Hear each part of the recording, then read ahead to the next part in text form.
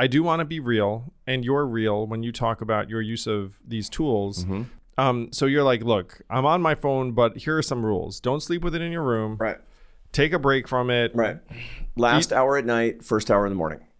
These are the three things. This is that, in other words, it shouldn't be in the room, shouldn't sleep with it. It's a big problem. It's not your alarm clock. Look, you can get an alarm clock. $5 on Amazon. I mean, seriously. And it should be in a different floor of the house if you have multiple floors. If you live in a flat in New York. Ooh, I like that one. I like that. Put it in a closet. I plug mine in the closet in a different floor of the house. It might as well be in a locked, timed safe.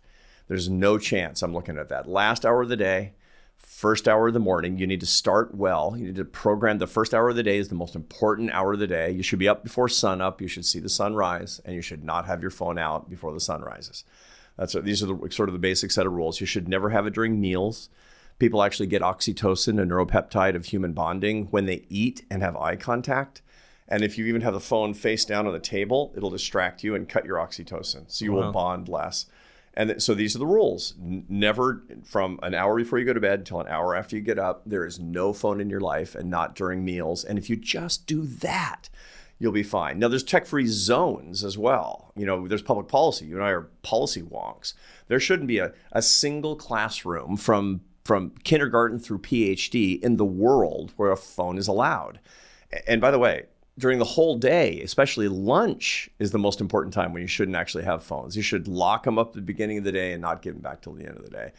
And then we need tech fasts over the course of the year. Everybody should take at least 4 days a year away from their devices. Ooh, I want to hear this. So 4 days a year, all at once or broken up is fine? All at once. All at once. All at once. And you could take multiple days during the year as well, but 4 days, and part of the reason is 4 days in sequence. In sequence. And I do a spiritual retreat in December every year because I'm a traditionally religious person, but there are lots and lots of secular versions of that. The first day it'll be like, lost children screaming in your head, "Where's my phone?" They'll be saying. By the second day, you'll start to calm down. By the third day, you're going to love it. And by the fourth day, you're going to say, "I wish this were 40 days long."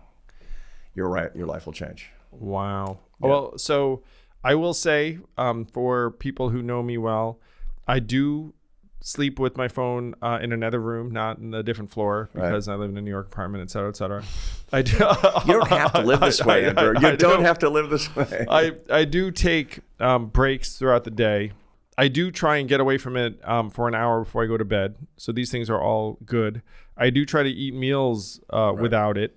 The morning thing I do not do. Right. Where when I pop up, I do confess, like checking my phone. It's is easy the first to do, thing particularly that because you're looking at you're waiting for something and you want to make sure nothing was on fire. Right. That's my nothing happened during the night. So that's like it's like once a month a debit on my part, but it is true. I mean, what's really what really needs me at like 7:30 a.m. I mean, I sort of like wake up and see what happened. You wake up at 7:30.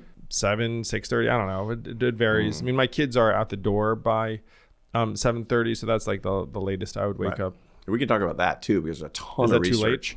Well, it sounds like you're saying sunset, there's sunrise. a whole neuroscience literature on getting up before dawn.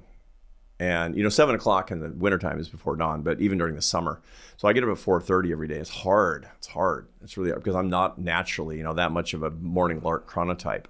But I get up, I work out first thing, I go to mass every day, which, different strokes for different folks, something that actually centers the soul and is transcendent.